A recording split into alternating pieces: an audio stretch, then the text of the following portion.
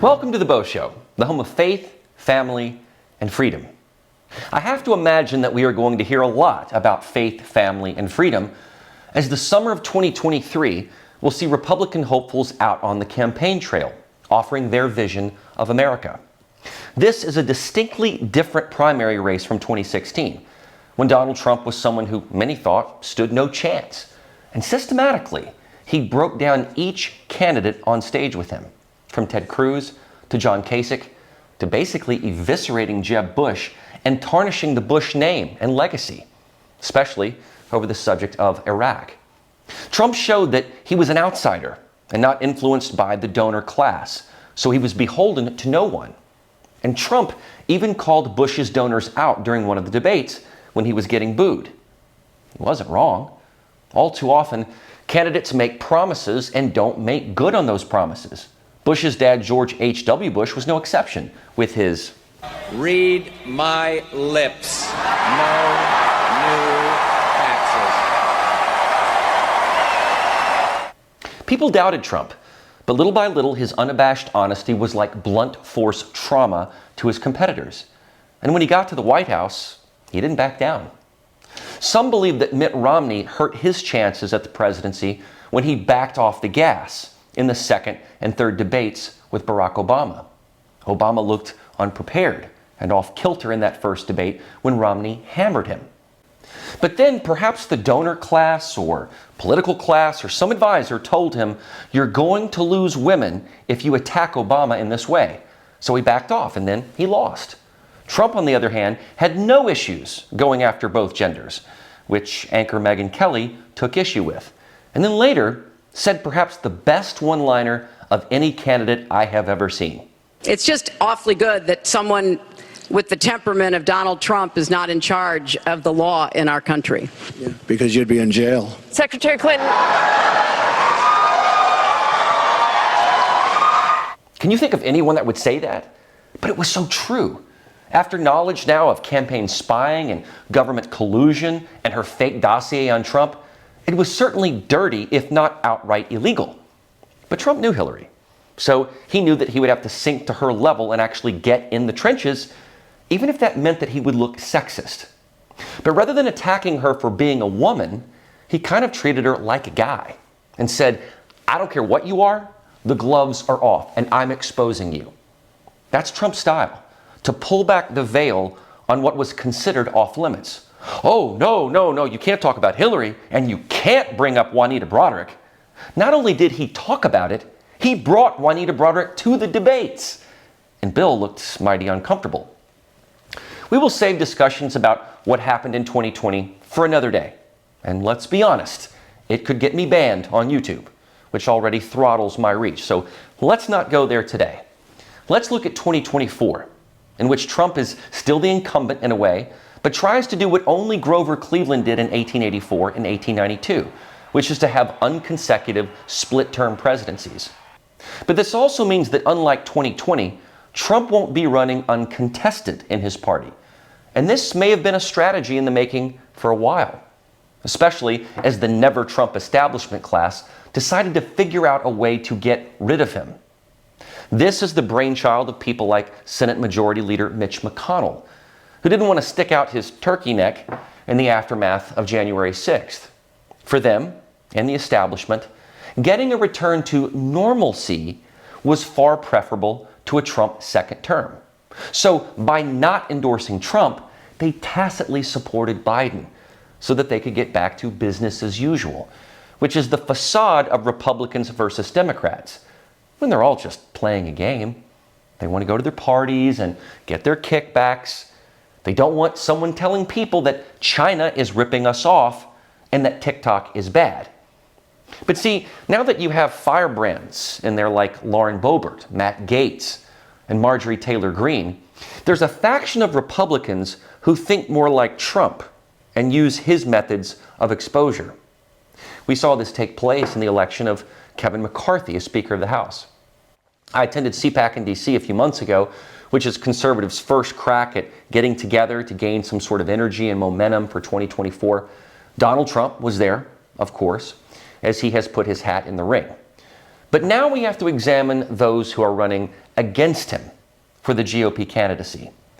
Fierce Trump critic, New Hampshire Governor Chris Sununu, said that he was not going to enter the race, which is actually big because it means that New Hampshire, the first GOP primary state, is now totally in play. One of the first to declare was Nikki Haley, the former governor of South Carolina. Haley is Indian American and is one of two people of that ethnic heritage in this race. While not mentioning Trump by name, Haley has said several times now, quote, "It's time for a new generational leader. We have got to leave the baggage and the negativity behind. We have got a country to save," unquote. She is certainly taking aim at Trump in saying this because she's trying to get over the negativity that Trump brings. But the problem for Haley is that she's not polling very well.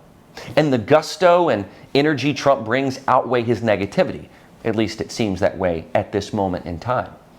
Senator Joni Ernst held her annual Roast and Ride event in Iowa, a state that will also be pivotal to the GOP primaries and the general election, where most of the GOP hopefuls came to speak, minus the behemoth of Donald Trump.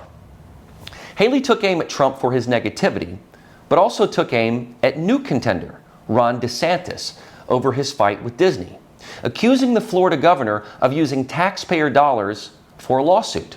So that brings me to DeSantis, whom we thought might enter but now has made it official. Many in the GOP are torn because Floridians love what DeSantis has done for the state. His gubernatorial victory recently was massive, in spite of the blue state expats who migrated to the Sunshine State after a dismal pandemic. Those blue voters voted largely for DeSantis. He has a pattern of attacking wokeness and woke corporatism, which is interesting because Republicans typically are pro-business and want to attract companies with low taxes and bustling economies. But DeSantis decided to put his foot down when Disney went all in for LGBTQ and revoked their self-governance and tax provisions. DeSantis is trying to separate himself from Trump by claiming he is drama-free compared to the DJT, who sucks up the oxygen in any room. He's also trying to position himself as more conservative than Trump. Voters have a tough choice here because they love Trump's energy and stone-cold will. But on the other hand, they know that Trump has all this petty bile to him. And DeSantis carries a more cheerful warrior disposition. Take a look at how DeSantis recently handled a heckler who called him a fascist. There's pornography that's getting into schools. So the parents have had to blow the whistle in Florida. Their kids' health care, you're a fascist. They've had to, yeah, well, thank you. We're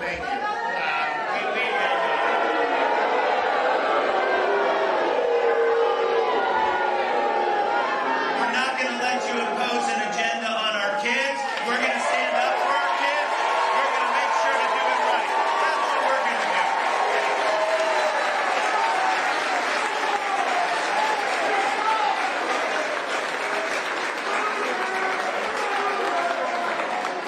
Those people like that in Florida are the people we beat every single day on policy. We do not let them win.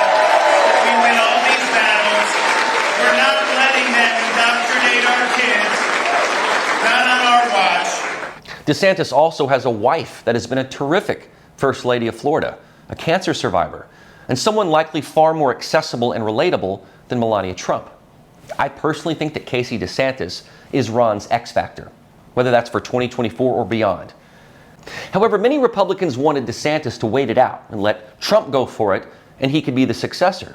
But for whatever reason, he is not waiting. But the question exists, though.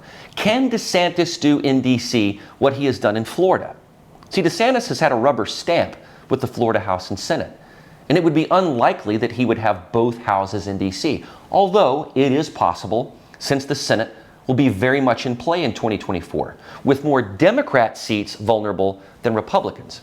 It is certifiable that DeSantis made Florida his microcosm of America and ran it the way that he would want the country to be run. But would he have the gusto and machine gun spray capability that Trump does? We know that he doesn't carry the same amount of baggage, and he's not bogged down in lawsuits and indictments. But that's also what is appealing about Trump, that he takes these arrows in his armor and pulls them out and keeps fighting. He might even be indicted over this Mar-a-Lago raid, over the archival documents. It's yet another way that the system, and you could call it the deep state, tries to get involved. This likely pleases establishment Republicans who want Trump out of the way. I think if Trump were out, this would likely be DeSantis all the way. And he stands in a dead heat tie with Biden in a potential matchup. Interestingly enough, Real Clear Politics gives Trump almost a 2-point advantage by average over Biden in a matchup. Keep watching at epochtv.com/The Beau Show.